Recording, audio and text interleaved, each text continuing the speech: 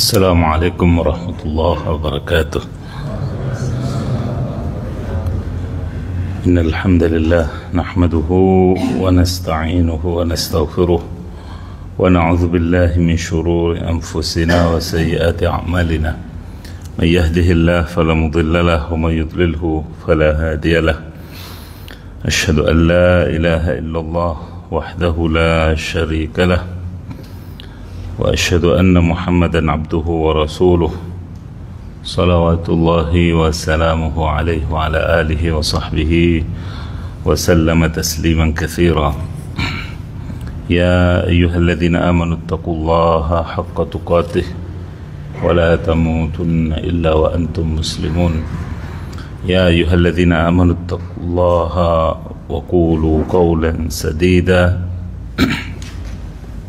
يصلح لكم أعمالكم ويغفر لكم ذنوبكم، ومن يطع الله ورسوله فقد فاز فوزا عظيما. أما بعد، فإن أصدق الحديث كتاب الله، وخير الهدي هدي محمد صلى الله عليه وسلم، وشر الأمور محدثاتها، وكل محدثة في دين الله بدعة، وكل بدعة ضلالة، وكل ضلالة في النار. Ma'asyiral الآباء والأمهات والأخوة والأخوات, kembali kita panjatkan puja puji syukur kehadirat Allah Subhanahu wa taala atas berbagai limpahan nikmat karunia-Nya. Salawat dan salam kita haturkan kepada Nabi kita tercinta termulia Muhammad sallallahu alaihi wasallam, begitu pula kepada keluarga beliau, para sahabat setia beliau. Jamaah yang dirahmati oleh Allah, kita lanjutkan kajian kita tentang asma Allah, yang mana pada kesempatan lalu kita telah sampai kepada Asma An-Nasir dan telah dijelaskan ya, makna daripada nama ini, kemudian bentuk-bentuk atau macam pertolongan dari Allah Subhanahu wa ta'ala, yang mana juga bisa ditambahkan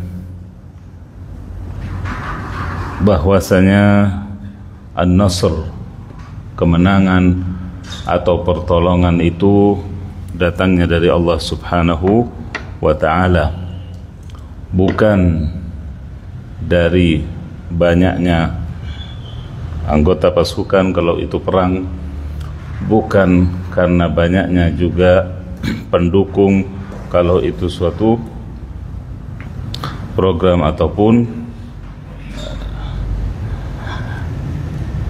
medan dakwah tertentu.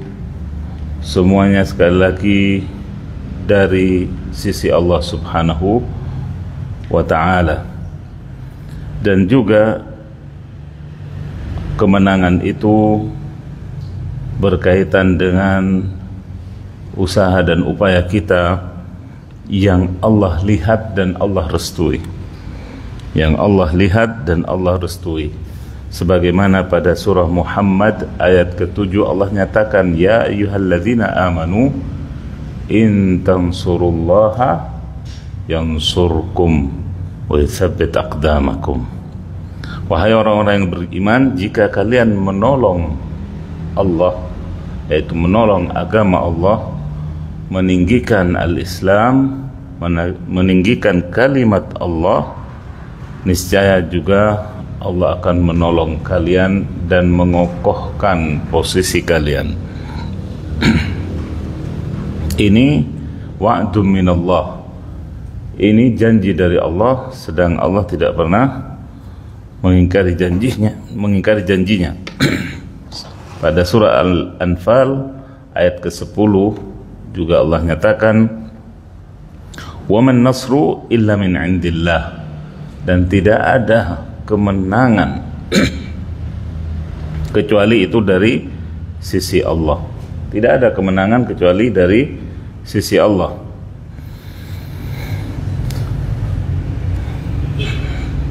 Dan kemenangan itu juga ada nilainya, ada harganya, dan kita harus menebus harga kemenangan atau pertolongan dari Allah tersebut, yaitu syarat dari kemenangan atau datangnya pertolongan Allah. Itulah yang dimaksud dengan nilai kemenangan atau pertolongan. Syaratnya hanya dua,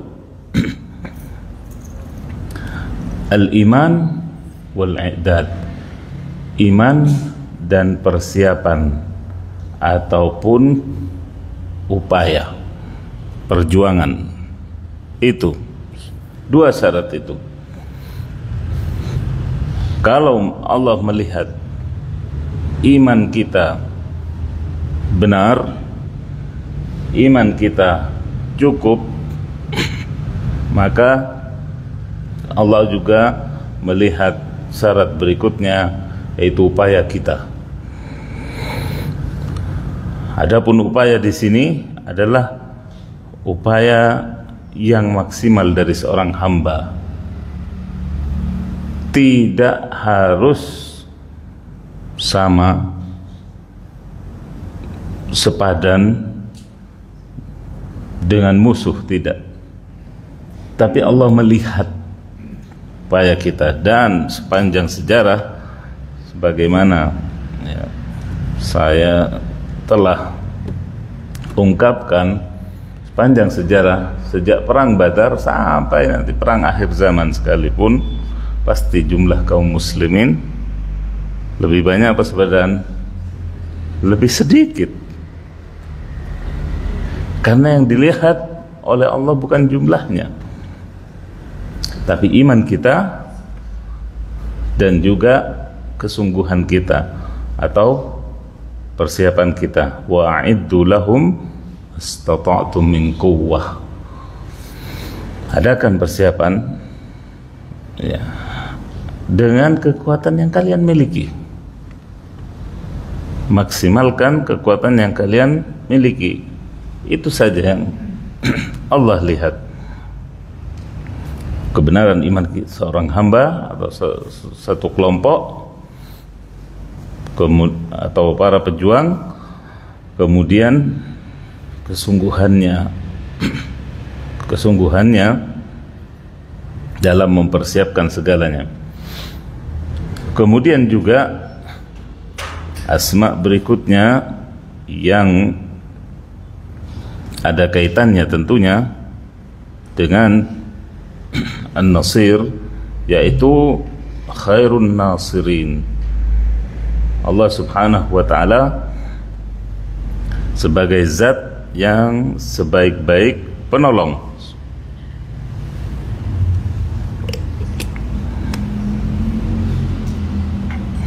Artinya Allah subhanahu wa ta'ala maha tahu kapan dan di mana pertolongan itu diturunkan kepada kelompok yang mana, kepada siapa. Itulah makna tambahan dari khairun nasirin. Allah subhanahu wa ta'ala juga sebagai khairun nasirin tidak pernah memberikan juga dari sisi kamiyah, banyaknya pertolongan yang Allah berikan kepada hambanya itu tak terhingga. Sejak awal dakwah Nabi alaihissalam, Allah berikan pertolongan demi pertolongan, mulai sejak dakwah sirriyah, dakwah sembunyi-sembunyi sampai jahriyah, sampai selesai periode Mekah sampai ke Madinah, semuanya penuh dengan pertolongan Allah subhanahu wa ta'ala. Kamiyah dan naw'iyah juga jenisnya. Pertolongan Allah tidak hanya di medan perang,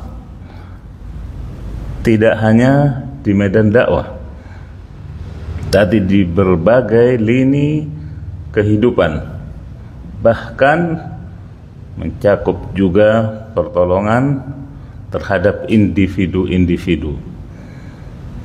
Bukan hanya kelompok kaum muslimin, kelompok mujahidin, para pejuang, tidak. Hatta individu-individu. Bagaimana saudara-saudara kita yang berjuang lepas dari riba. Itu bagian dari juga nasrullah, pertolongan Allah. Bagaimana diberikan tekad, diberikan azm, diberikan keteguhan untuk lepas dari apa yang Allah haramkan. Mereka yang hijrah juga, ya, mereka yang kemudian menegakkan sunnah juga, itu nasrun minallah, tolongan dari Allah. Kalau kita sendiri, ya, siapa kita? Amat lemah. Berapa banyak dari kita, ya, yang, ya, dengan hidayah dari Allah menempuh jalan, ya, hidayah tersebut, kemudian juga sunnahnya, namun orang-orang sekitar, orang-orang dekatnya, mulai dari orang tua yang mungkin belum mengerti atau belum paham, kemudian orang-orang dekat lainnya, subhanallah, tapi diberi kekuatan kita. Itu juga bagian dari pertolongan Allah terhadap hamba.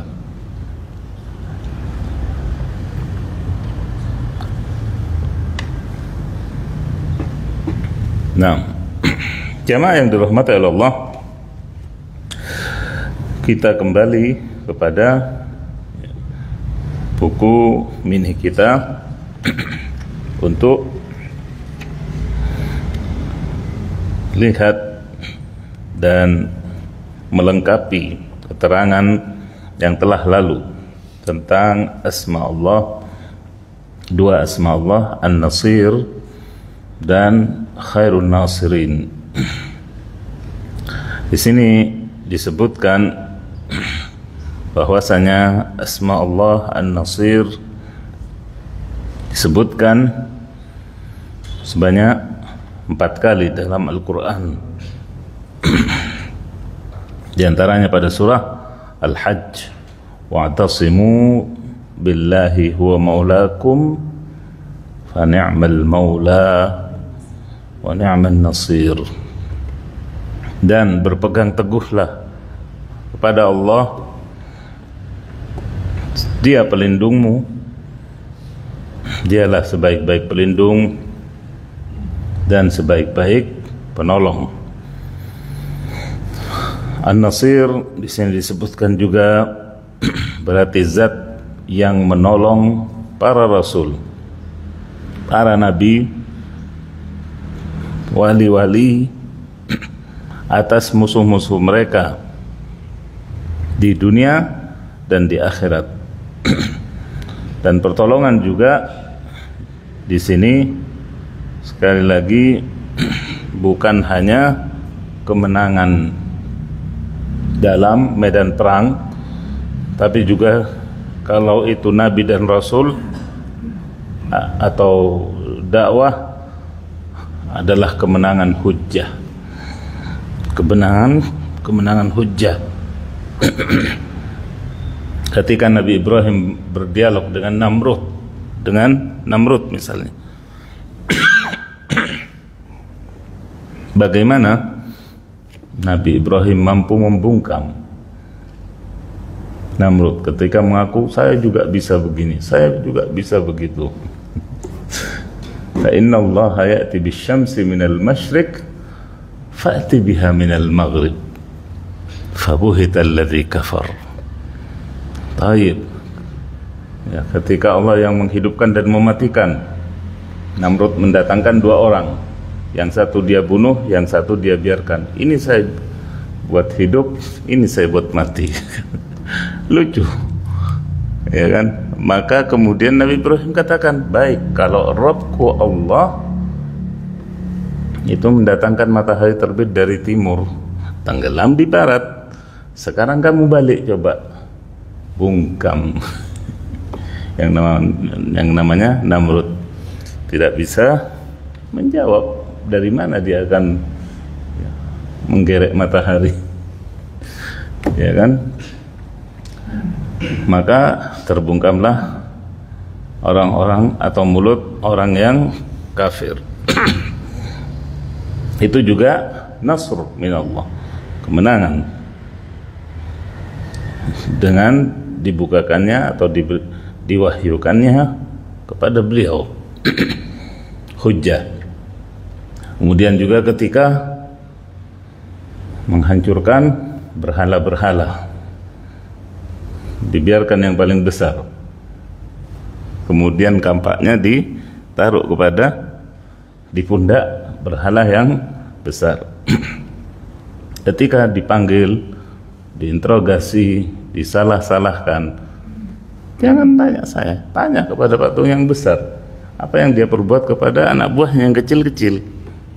Itu juga nasr minallah. Begitu juga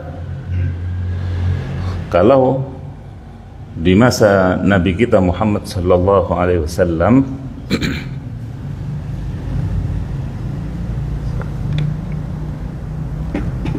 adalah bukan hanya di perang Badar atau peperangan selanjutnya, tapi juga ketika misalnya perjanjian Hudaybiyah. Ketika perjanjian Hudaybiyah, bagaimana Nabi mengalah ketika disuruh menulis juru tulisnya dari Muhammad Rasulullah, maka pihak kafir Quraisy membantah, tidak terima. Kalau kami bersaksi engkau Muhammad Rasulullah, tentu kami sama dengan kamu, tentu kami bergabung denganmu. Tulislah dari Muhammad bin Abdullah. Nabi mengalah. Nabi mengalah. Tulis dari Muhammad bin Abdullah dan seterusnya. Sampai kemudian Umar pun masuk menentang Nabi alaihissalam dalam artian memprotes. Alasna 'alal haq, bukankah kita di atas kebenaran wahai Rasulullah? Bukankah Allah akan menolong agamanya dan seterusnya? Namun Nabi alaihissalam meluruskan semangat Umar dan juga apa yang dia pahami dari kejadian itu dengan menyatakan bahwasanya aku ini Rasulullah, walastu bi'asih, dan aku tidak sedang melanggar aturan Allah atau bermaksiat kepada Allah. Allah akan menolong diriku dan agamanya. Kemudian terbuktilah apa yang disampaikan oleh Nabi, sehingga keputusan-keputusan dan kesepakatan-kesepakatan di perjanjian Hudaybiyah itu menjadi muqaddimah untuk Fathu Makkah, untuk penaklukan kota Mekah. Nah, kemudian An-Nasir juga di sini berarti zat yang terpercaya, sehingga dia tidak akan menyerahkan atau menghinakan walinya. Ini juga ditegaskan oleh Nabi pada peristiwa Hudaybiyah tadi, bahwa Allah tidak mungkin menghinakan nabinya atau menyerahkannya kepada musuh, dan apalagi mengalahkan agamanya. Juga berarti zat yang mengokohkan kaum mukminin saat bertemu musuh di medan perang dan menggetarkan hati mereka dalam menghadapi tentara Allah. Jelas sekali Dan ini bagian dari 6 keistimewaan yang Allah berikan kepada Nabi kita Muhammad sallallahu alaihi wasallam yang tidak diberikan kepada nabi sebelumnya. Nusirtu birru'b masirata syahr. Di antaranya bahwasanya aku dimenangkan atas musuh, kata Nabi, dengan dibuat gentarnya hati musuh sebelum bertemu dalam jarak 1 bulan, perjalanan satu bulan. Begitu mata-mata orang-orang kafir menginfokan kepada pasukannya atau rajanya Nabi itu bergerak dari kota Madinah, maka mulai saat itu pula hati mereka gentar. Ini bagian dari pertolongan Allah terhadap nabinya. Nah, sedangkan khairun nasirin disebutkan dalam Al-Quran hanya 1 kali, yaitu pada surah Al-Imran ayat 150. Balillahu maulakum wa huwa khairun nasirin. Akan tetapi hanya Allah lah pemilik kalian atau pelindung kalian, dan dia sebaik-baik penolong.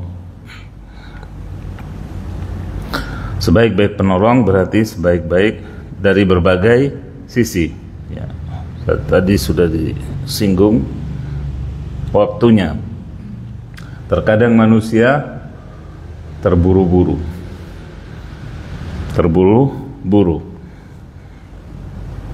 sedangkan Allah lebih tahu, maha tahu waktu yang tepat untuk menolong hambanya. Ibaratnya buah, kita begitu melihat agak kuning saja sudah dipetik, padahal kurang matang. Begitu pula Allah subhanahu wa ta'ala ketika memberikan pertolongan kepada hambanya adalah pasti waktu yang memang sangat-sangat krusial, sangat-sangat dibutuhkan. Dan juga di saat naik-naiknya iman para pejuang atau para mujahidin, misalnya kalau itu di medan perang, atau para pendakwah misalnya di saat di medan dakwah. Di saat itulah pertolongan Allah, waktunya tepat, kemudian tempatnya juga bahkan di tempat yang tidak terencana, sebagaimana perang Badar tidak direncana akan berperang di situ. Sebagaimana kata pepatah, rubba sudfatin khairun min alfi mi'adi. Boleh jadi kebetulan itu lebih baik daripada 1000 kali janji tak jadi-jadi. Kebetulan cocok, sama dalam perdagangan seperti itu, dalam ya, kebetulan tahu-tahu cocok jadi sofkoh atau jual belinya. Begitu pula dalam hal-hal yang lainnya. Baik, kemudian maupun situasinya. Boleh jadi kemenangan itu di awal, boleh jadi di pertengahan, boleh jadi juga di akhir. Meskipun yang banyak adalah di akhir, dan itu lebih nikmat.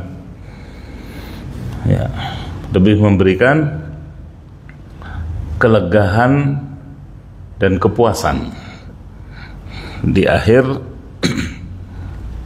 perjuangan, di akhir umur, sebagaimana itu yang diminta oleh Nabi,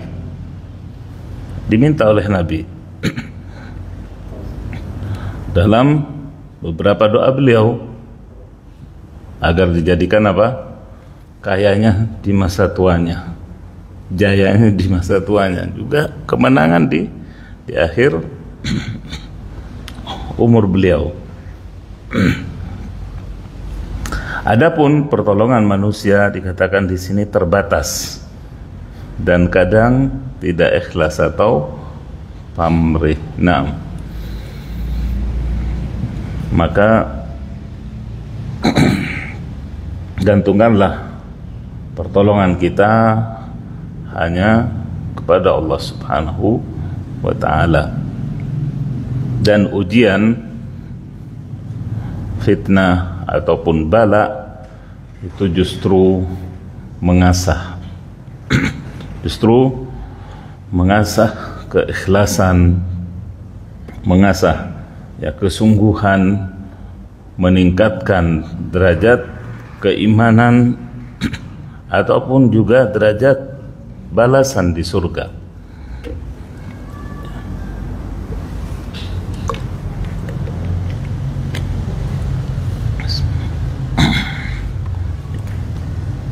Karena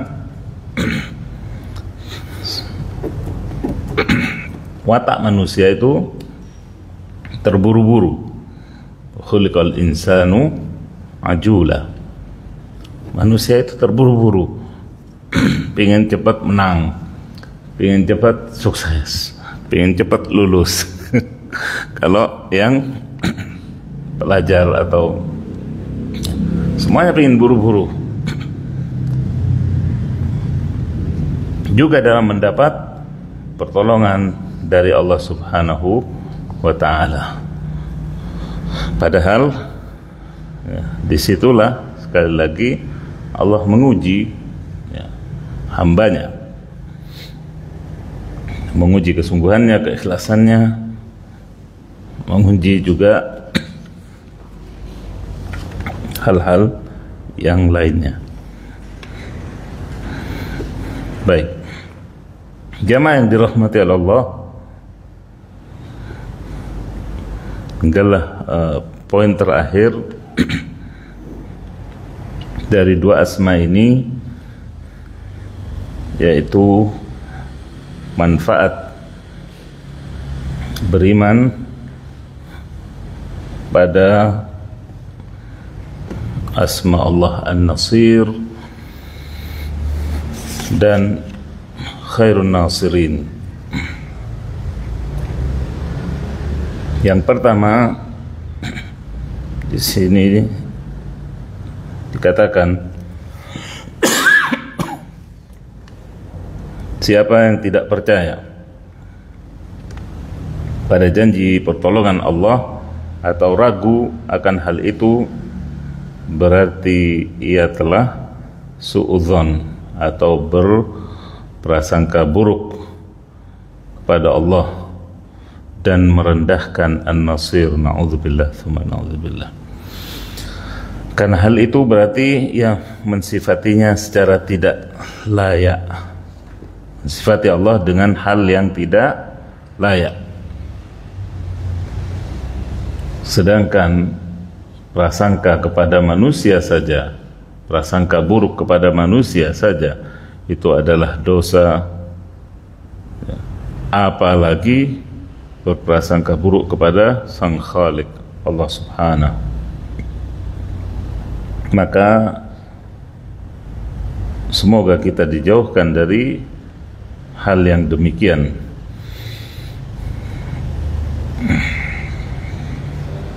Yang kedua, tadi sudah disebutkan juga bahwasanya soal waktu, soal tempat, soal kapannya, situasinya, itu Allah yang lebih tahu, karena Allah sebagai Khairun Nasirin. Maka tidak boleh seseorang mengatakan sampai kapan kita bersabar. Kata yang sering kita dengar, sampai kapan kita menunggu pertolongan Allah. Ini mengandung apa? Kata-kata semacam ini mengandung suudzon kepada Allah, mengandung suudzon kepada Allah, yang justru adalah mendatangkan dosa, mendatangkan dosa yang besar. Nah, yang kedua, pertolongan Allah Azza wa Jalla itu bisa berupa hujjah, wahyu kalau itu nabi dan rasul, akal sehat atau logika mungkin bagi juru dakwah atau mubaligh. Kemudian juga bisa lisan, itu bagian dari pertolongan Allah, dimudahkannya mengungkapkan, ya, dimudahkannya mendeskripsikan sesuatu keterangan atau hujjah dengan lisan, itu juga bagian dari nasr, pertolongan dari Allah. Kemudian pedang, ketika itu konteksnya dalam perang atau jihad, itu mungkin yang makna yang lebih dominan ketika disebut pertolongan dari Allah, ya, pertolongan dari Allah yang paling terbayang, ya, ketika disebut kemenangan itu biasanya perang, padahal sekali lagi tidak demikian. Seperti tadi, pertolongan Allah terhadap individu masing-masing dari kita, bagaimana kita lepas dari apa yang diharamkannya, bagaimana kita lepas dari riba, bagaimana kita lepas dari pergaulan, ya, bagaimana kita lepas dari hal-hal yang Allah haramkan, itu juga bagian dari pertolongan Allah. Nah, dengan semua itulah Nabi alaihissalam memerangi kaum kafir dan munafik. Dan Nabi kita alaihissalam maksudnya di sini paling lengkap mendapatkan pertolongan dari Allah. Bagaimana tidak? Kedua orang tuanya meninggal sedang beliau masih kanak-kanak. Ayahnya bahkan ketika beliau di perut, ibunya ketika beliau berusia 6 tahun. Kalau tidak pertolongan dari Allah Subhanahu wa taala dan penjagaannya, bagaimana beliau tumbuh? Bagaimana beliau tumbuh? Bagaimana beliau juga selamat dari penyembahan terhadap berhala, dari berjudi, dari berzina, dari macam-macam, kalau tidak karena pertolongan dari Allah dan penjagaannya. Juga bagaimana di awal-awal dakwahnya, ya, berperang argumentasi dengan orang-orang dekatnya, dengan pamannya sendiri, dengan kerabatnya sendiri. Nah, itu bagian dari pertolongan Allah terhadap beliau. Begitu juga dalam hal ekonomi, pertolongan Allah terhadap beliau, bagaimana diberikan kesempatan beliau ikut berdagang ke Syam, membawa dagangan Khadijah sampai kemudian berjodoh dengan Khadijah. Itu juga bagian dari tamhid pertolongan Allah Subhanahu wa ta'ala. Yang ketiga, realita bahwa kaum kafir saat ini diberikan kuasa sementara. Ini harus digarisbawahi. Allah berikan kuasa kepada non-muslim saat ini atas kaum muslimin, tapi itu sementara. Ini sesuatu yang menyedihkan, tentunya sesuatu yang menyedihkan. Namun kita tetap yakin bahwa Allah di atas sana mengendalikan kita semua dan mereka. Dan jangan pernah putus asa meminta pertolongan kepada Allah Subhanahu wa ta'ala.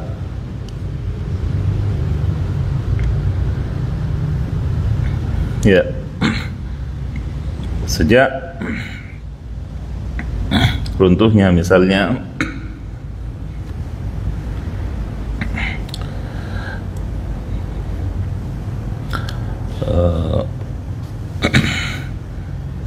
kerajaan di Andalus,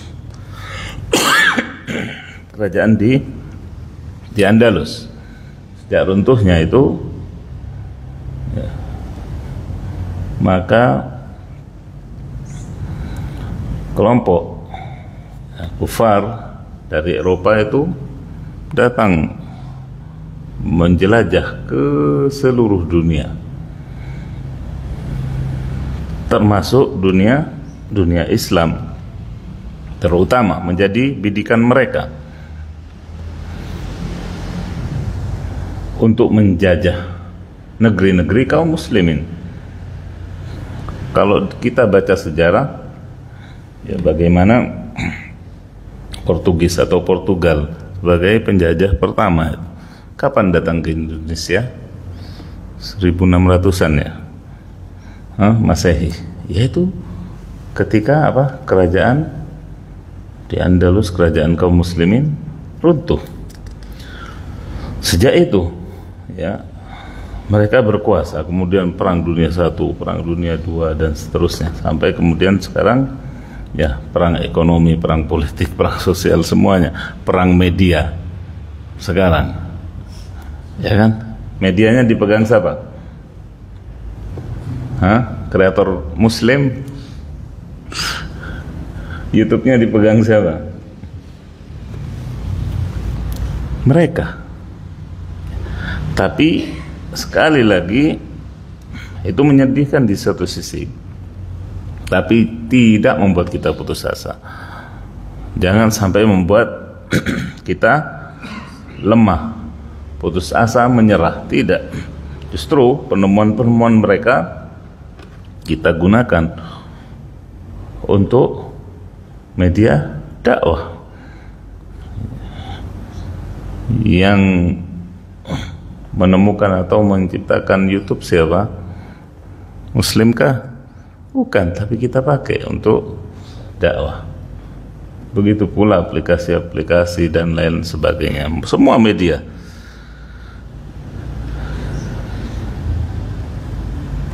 Dalam kekuasaan mereka, namun sekali lagi kita tetap yakin bahwasanya Allah akan menurunkan pertolongannya kepada kita jika syaratnya tadi apa? Iman kita benar, iman kita benahi terus agar menjadi benar dan lurus, kemudian persiapan, segala persiapan fisik kita, persiapan ekonomi kita, persiapan juga segala kekuatan yang bisa kita upayakan.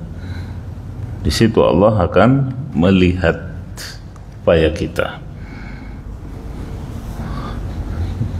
Dan ketika Allah melihat dan menilai layaknya kita mendapat pertolongannya, di saat itulah Allah berikan pertolongan tersebut.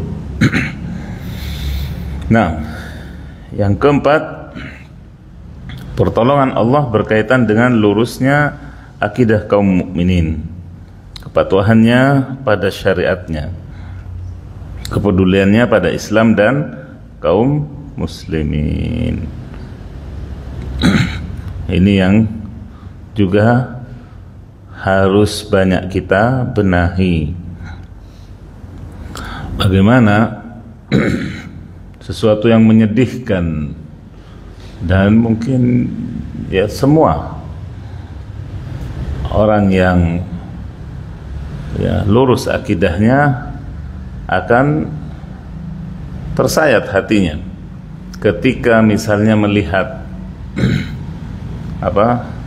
satu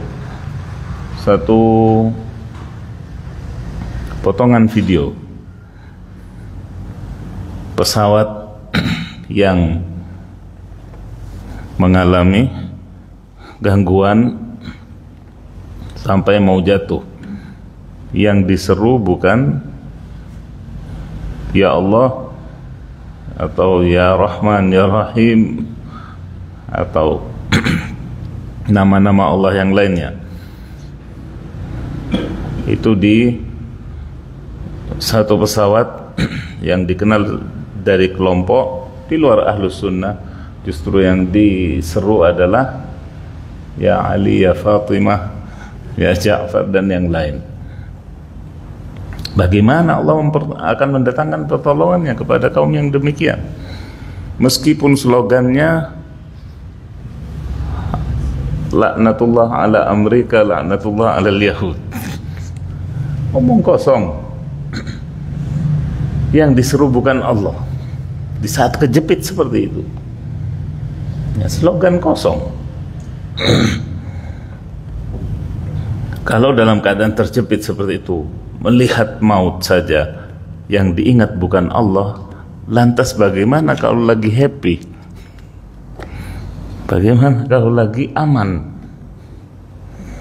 Allahul musta'an. Kepatuhannya pada syariatnya.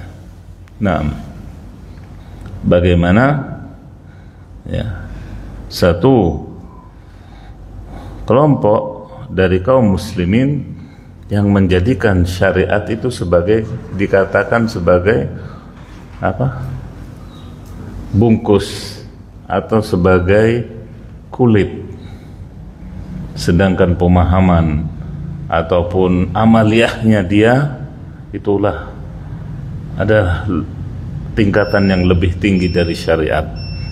Bagaimana pertolongan Allah akan turun kepada kaum muslimin dari jenis yang demikian?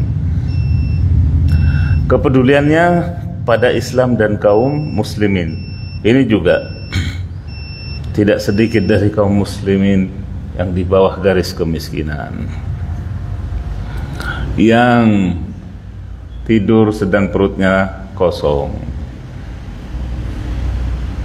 yang ya dililit hutang, yang sedang jatuh bangkrut, butuh bantuan dan seterusnya. Namun kepeduliannya sangat minim. Tidak ada yang mengulurkan tangan. Bagaimana Allah akan mendatangkan pertolongannya? Padahal kalau imannya benar sebagaimana yang digambarkan oleh Rasulullah, bahwasanya kaum mukminin itu seperti satu jasad, satu tubuh, ya, yang kalau ada yang sakit gigi, sekujur badannya sakit semua. Kapan kita sampai kepada taraf, ya, level yang tinggi seperti itu? Nah, kemudian yang terakhir di sini,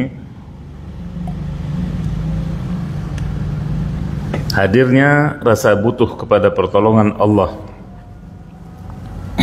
Jalla Jalaluh setiap saat. Karena mukmin butuh pertolongannya dalam melawan hawa nafsunya, memerangi setan yang musuhnya dari jenis jin dan manusia. Nah,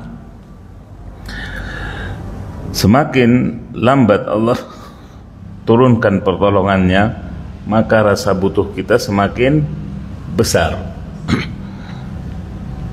Permintaan kita, doa kita semakin panjang, dan itu Allah suka. Ya, al-ilhah fid du'a, mengulang-ulang dalam berdoa. Ya, ibaratnya anak-anak merengek-rengek, itu Allah suka dari hambanya. Itu Allah suka dari hambanya. Dan di sini disebutkan pertolongan Allah kita butuhkan saat melawan hawa nafsu kita, memerangi setan dari jenis jin dan manusia, memerangi musuh-musuh Islam dari kalangan munafik maupun orang kafir. Maka hamba mukmin butuh pertolongan Allah itu mengatasi juga fitnah syubhat, syahwat dan tipu daya musuh. Dengan demikian kita pahami bahwasanya pertolongan Allah sekali lagi bukan hanya dalam pertempuran, bukan hanya dalam jihad, tapi dalam banyak lini kehidupan kita tetap butuh an-nasir dan khairun nasirin. Demikian barangkali apa yang bisa saya sampaikan pada kesempatan kali ini, mudah-mudahan bermanfaat.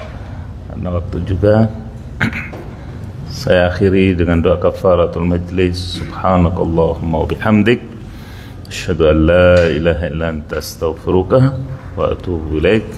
Assalamualaikum warahmatullahi wabarakatuh.